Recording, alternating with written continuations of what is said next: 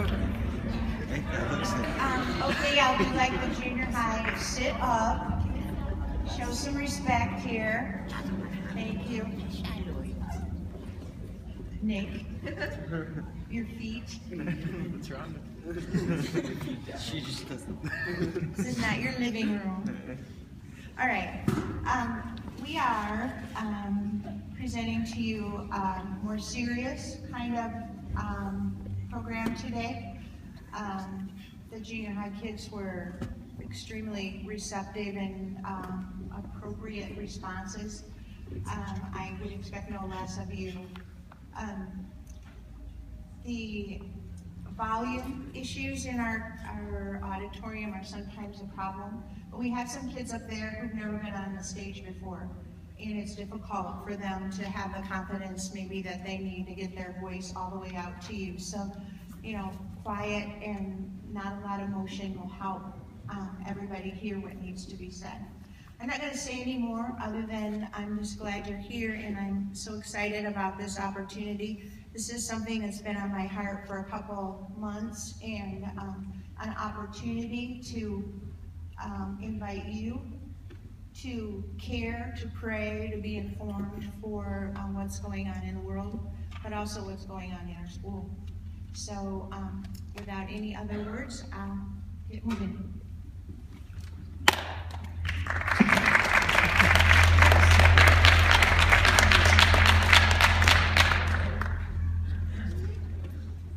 Dail.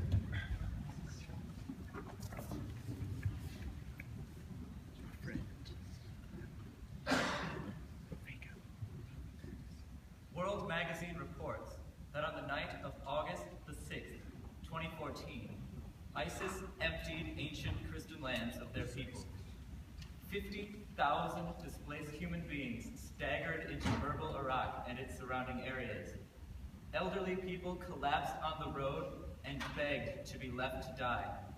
Sunburned toddlers and their exhausted mothers begged anyone they could find for water. ISIS fighters painted the Arabic letter N, standing for Nazarene, on houses owned by followers of Jesus of Nazareth. Crosses were removed from churches, relics smashed, and structures bulldozed. Monks were expelled from monasteries. ISIS troops destroyed what was believed to be the grave of the ancient prophet Jonah, revered among Christians, Muslims, and Yazidis alike, and the traditional burial place of Seth, the son of Adam. ISIS converted an 800-year-old church in Mosul into a place of torture. Another priceless church was made into a prison for Christians and any others who might offend ISIS sensibilities. Tens of thousands of men, women, and children are living in internally displaced people camps. In an 11-foot by 11-foot room, a couple now make their home. The husband is blind. Because of his condition, the family did not flee with the initial wave of people leaving Karakosh. ISIS captured them. As the wife and mother was sitting on an ISIS minibus, she did not know where she might be taken. The bus windows were smeared, blanked out with mud. A man came and stood before her. She held her 3-year-old daughter in her arms. The ISIS fighter tore the child from her as she wept. Later, the family found that the child had been given to a religious leader of the terrorist group. Though the woman was later released and made her way to a camp for displaced Christians, a taunting phone call followed. "We have your daughter. When she grows up, she will be ashamed of you. We are raising her as a child of ISIS." Wow, I really need to share this. People need to know that things like this are going on. Please pray for our brothers and sisters in the Middle East who face persecution like this every day. There. Oh no, my computer's gonna die. I need to go get my charger.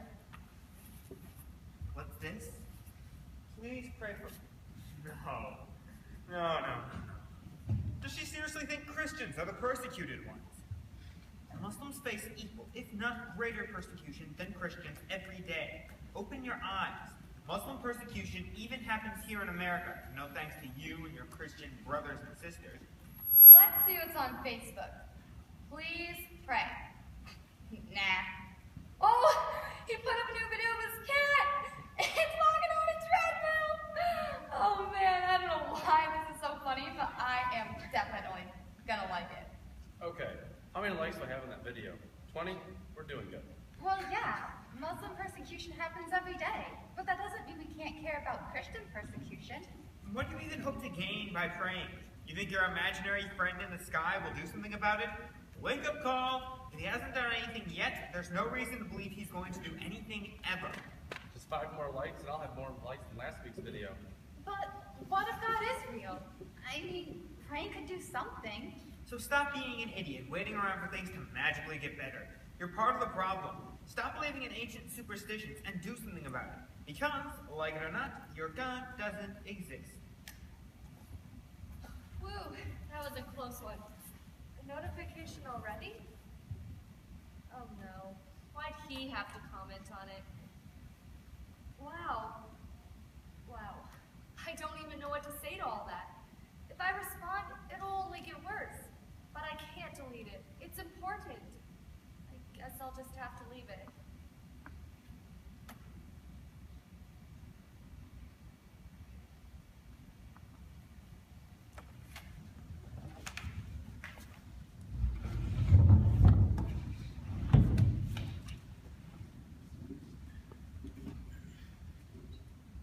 It was the longest day in the world for many of us in Karakuj. The entire town heard the news reports. ISIS troops raped young women, killed children, and obliterated entire families. The other nuns and I had been warned, so we packed up minivans. We took only a purse and an extra habit. I had 250 books in my room. There are also a picture of Jesus that I loved. Jesus, the teacher. I can't imagine what ISIS had done with my things. It was 11:30 p.m. The streets were full of panicking people. There was no electricity. As we made our way along the dark clogged road, women would run towards our vans screaming, Please, please, take our children. We took as many as we could, but soon we could not fit anymore. 5 minutes felt like 5 years. It took 11 hours for our vans to make it to Erbil, a place of relative safety. Since then, in other cities all over Iceland, ISIS issued an ultimatum to Christians. Convert to Iceland, pay a fine, or face death by the sword.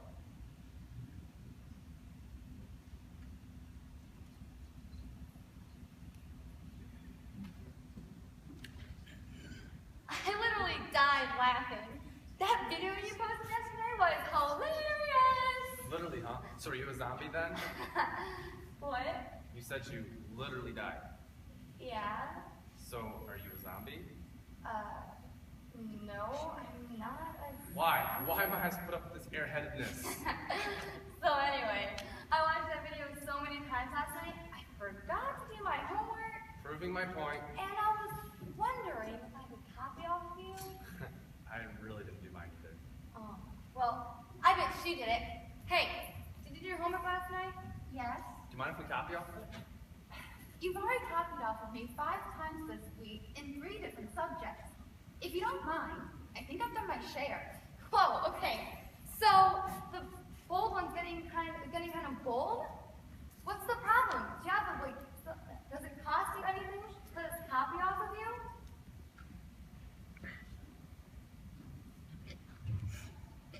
Hey, what's going on here? It's no big deal. I was just...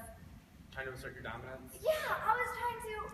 Wait, no. I was just asking what the English homework was. It's pages 135 and 136. Now leave her alone. Okay. Just bring it to lunch. Hey, are you all right? Yeah.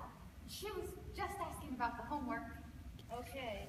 Hey, I saw what you posted on Facebook. You did? Yeah. And I read the comments. And just so you know, you don't have to take all of that from him. He can be wrong sometimes too. Thanks. someone agrees with me. But I was wondering, why didn't you try to answer him?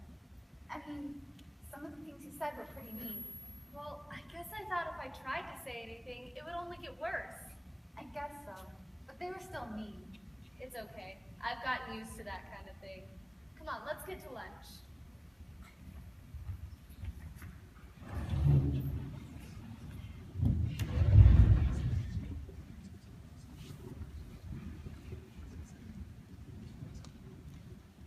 As I crested the hill in the West Bank where I live, I gazed for several minutes at the structure beside the road ahead.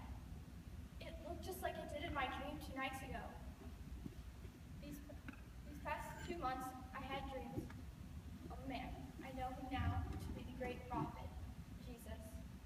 Something about his presence in my dreams made me feel incredibly loved, but I needed someone to tell me about him.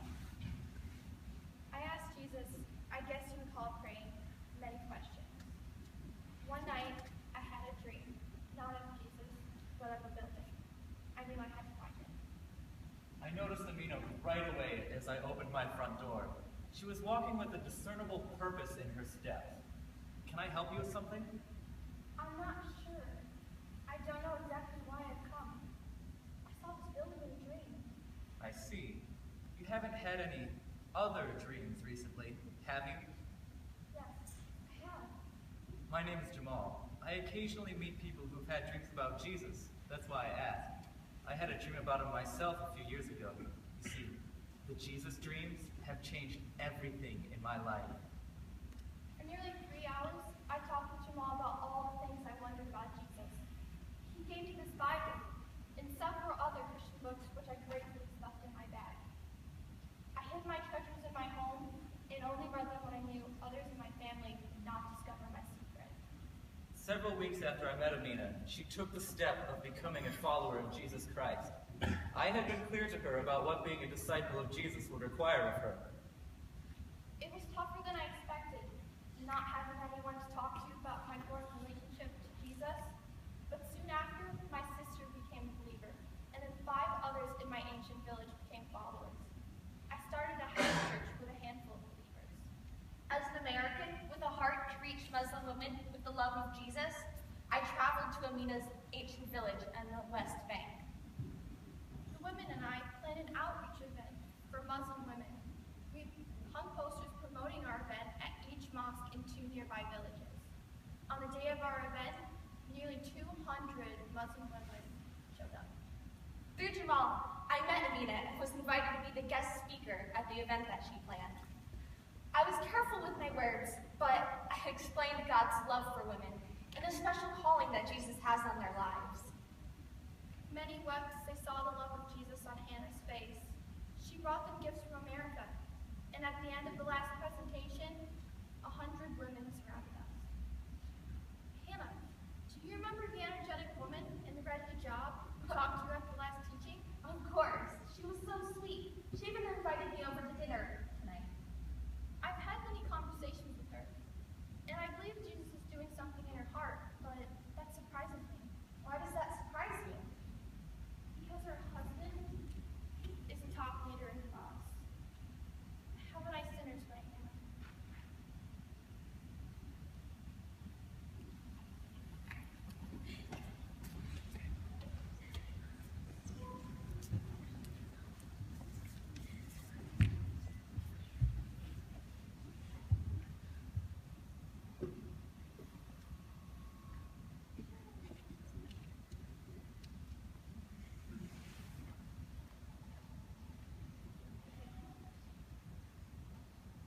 Dear God, I thank you for this wonderful food.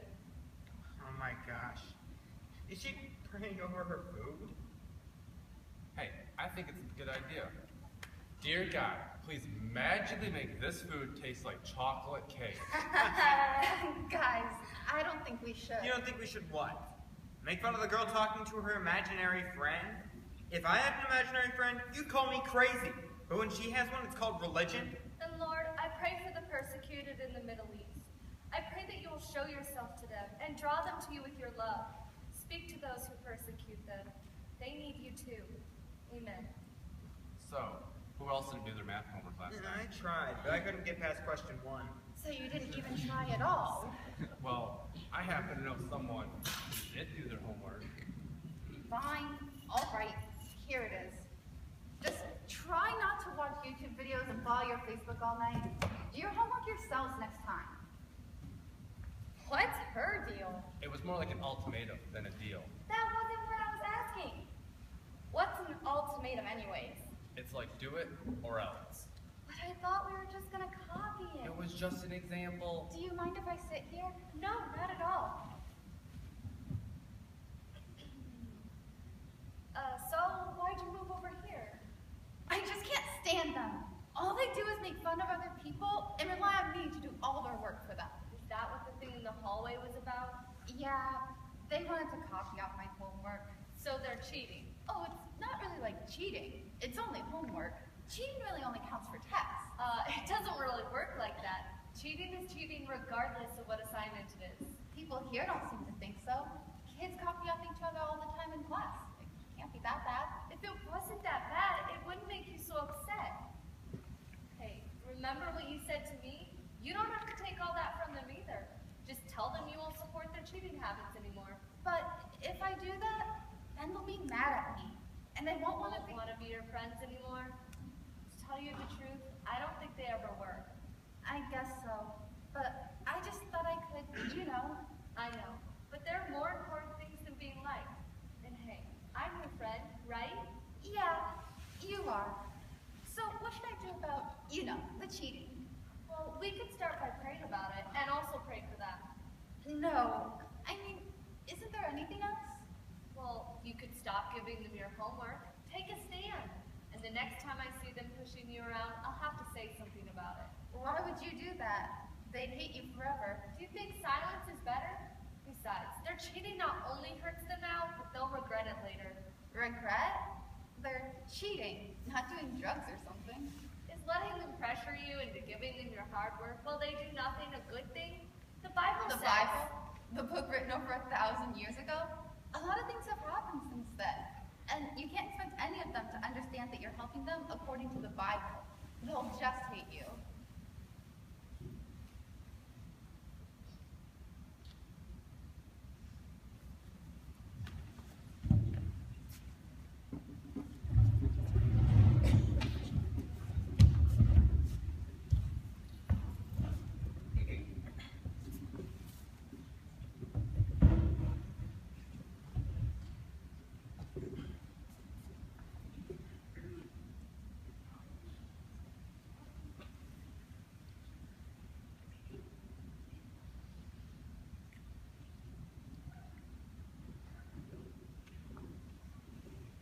Bibles sewn into my hijab are uncomfortable, but I can fit 20 of them each trip to Jordan.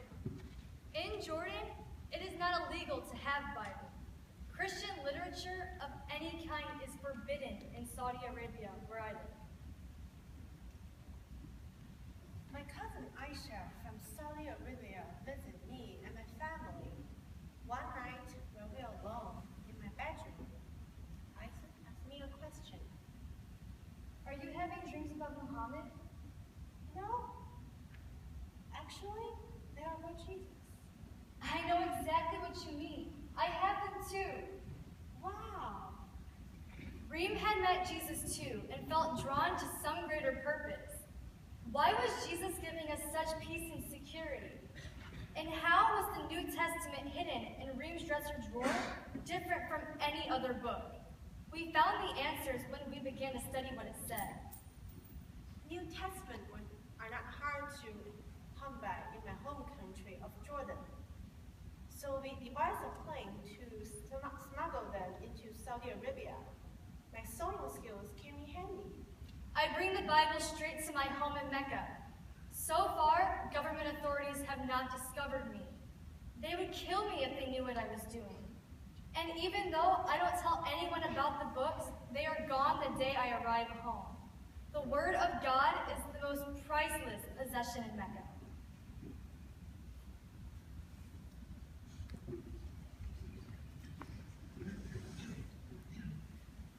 Hey, mind if I see that English assignment from yesterday? Please leave me alone. Come on, participle. Now there's a shock. You didn't do it either. That's different. I was busy researching racial injustice manifested in American society via the prison system. What? Exactly. So I have an excuse. You, on the other hand, were probably running around with your friends, throwing the ball, and remaining ignorant to the situation around you. I had basketball practice. My point exactly. Anyways, do you have it? No, you can't have it. Come on, don't you want to help a friend out? Well, yeah, but... Oh, I see now. It's that Christian girl, isn't it? I saw you sitting with her at lunch. Don't tell me she's been filling your brain with delusions and lies. She came to try and scold us about the copying of homework stuff, like she was our mom or something. I don't You've heard think... that each whose nature rubs off on you. Now, the thing is, her way of thinking, it's ages out of date. Nowadays, we have something a little more logical. It's called relativistic thinking. If it doesn't hurt anyone else, it's fine. That's how the world works. I don't think it's fair that I do all the work and... Okay. Let's go. I thought you'd see things our way. Hey, are you all right? Yeah. No. I gave in. They barely even had to try. Hey, it's okay. Just come with me and we'll pray for them. What good will that do? I've tried praying. It's like my words are going into the air. I can't believe it could help. And besides, copying papers isn't that big of a deal. But they're bullying you too. Maybe we should tell a teacher. No, don't do that. If they found out, they'd hate both of us. It really isn't a big deal. Is letting them pressure you into giving them your hard work while they sit around watching stupid videos a good thing? I mean, I guess it's a bad thing that they don't do their own work, but sometimes they have practices and other important things, and I can see why they might need some help. Don't you think it's a bit ironic for a male to be researching gender inequality while harassing you, a female, into cheating? I guess so, but I can't. Okay. Hey, are you gonna sit with me at lunch again? I don't know. I want to. But I get it. Just know I'm always here for you, even if they aren't. Thanks. Well, we should get to class. The bell already rang, you know. Oh, okay. Talk to you later.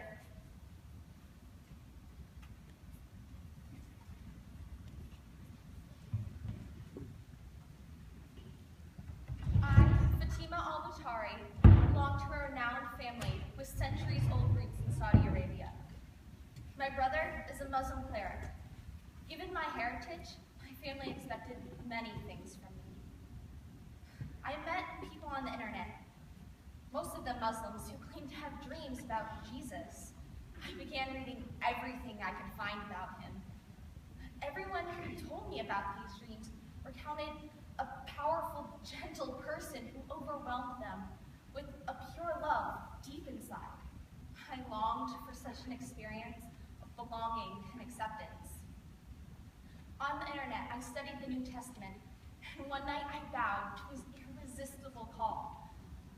I prayed on the internet with other believers, and they encouraged me. I found her journals while she was at work one day. I found more evidence in her room and all of the contacts on her computer. I announced to my family when she returned home that she had devoted herself to the infidel faith, a faith for which she would now die. Are you a Jesus follower? Yes. Yes, I am. I took her cell phone so she could not call for help. Not that anyone would come to her rescue. I locked her in her room. For the shame she brought upon our family, I beat her, broke her bones, and cut out her tongue. Then I dragged her outside and burned her alive! Infidel!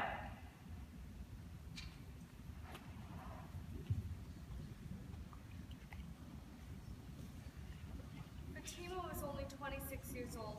Her own brother burned her alive because she would not recant her faith in Jesus. You are a courageous woman, Fatima.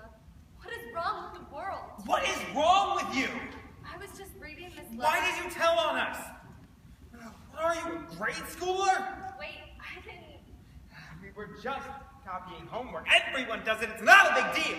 But no, you just couldn't leave us alone. You had to go and tattle on us like some kind of immature preschooler. Like, really? And I thought we were friends. I could get kicked off the basketball team for this. My team could lose districts all because you couldn't keep your blabbering little mouth shut. And what if I get kicked off student council? These things go on your permanent record, you know. What if I can't get into a good college? That I can't get into a good law school? Everything I've ever dreamed of could be wasted here on something small and stupid. Just because you have some kind of moral code that forces you to do the right thing doesn't mean you have to make everyone else follow the same way. If your God thinks there's only one right way of doing things, he's just a closed-minded, dictatorial tyrant in the sky ordering you around. Basically, your God's Hitler and you're a Nazi. Have you ever figured, I don't know, you're wrong? If your God's so holy, why does he condemn people to hell? Yeah, and if you were loving and perfect, then how is there evil? The answer is this. He isn't loving, he isn't perfect, he didn't create anything or everything because he doesn't even exist. Good point, don't that yourself? So, the next time your imaginary friend tries to tell you something, consider, for once, how crazy you look. And please, keep your kooky Christian nonsense to yourself. Because let me tell you this, you aren't helping anyone by spouting off your moralistic, judgmental condemnations at us. In fact, you're hurting everyone. Let's go, guys.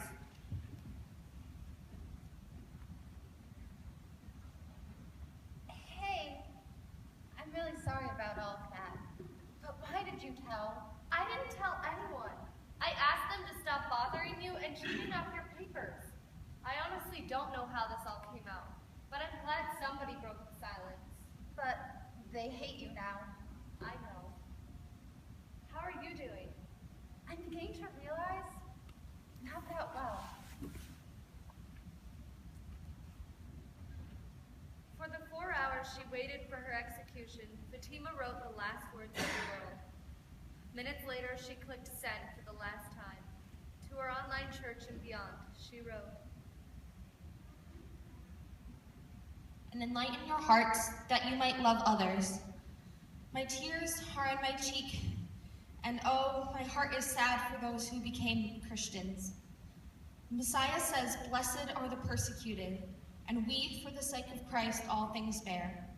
Enough. Your swords do not concern me, nor evil, nor disgrace. Your threats do not trouble me, and we are not afraid. As to my last words, I pray to the Lord of the worlds. Jesus is the Messiah, the light of clear guidance, that he changes notions and sets the scales of justice aright, and that he might spread love among you, O Muslims."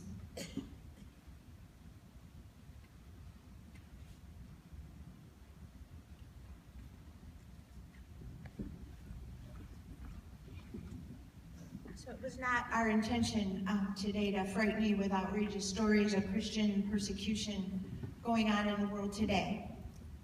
More chilling stories were easy to find.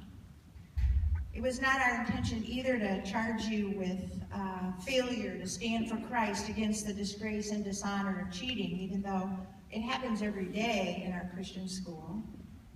Sadly, all kinds of God dishonoring behavior lives in all of us. But it is our intention to confront you with the truth about what's going on in the world with Christian brothers and sisters in the world. It's our intention to show you that with the love of Christ inside of us, it should fuel our desire to break the intimidation of silence, to stand for truth in our own school against all forms of ungodliness, all forms of behavior that dishonor God despite the persecution that it might bring. It is our intention to suggest that love for Christ may cost you your friends, your status, and for the Middle Eastern Christian, your life. We don't mean to suggest that the world is soon coming to an end, that there's no hope for the world, that doomsday is just around the corner. Many good things are happening in the world around us today, and here are a few that I recently read.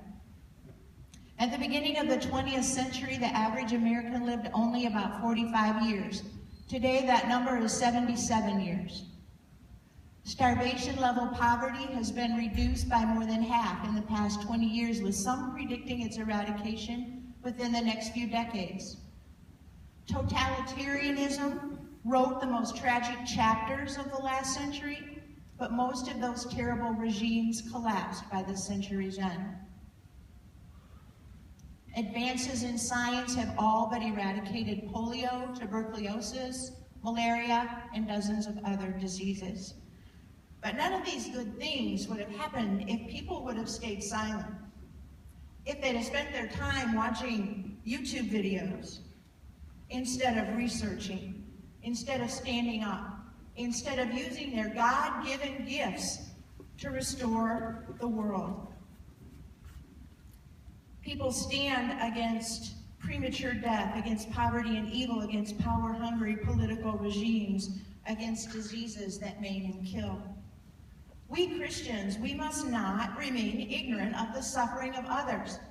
While walking mindlessly around with earbuds in our ears, entertained by YouTube videos, distracting our eyes from the real pain of real people that cries for our attention.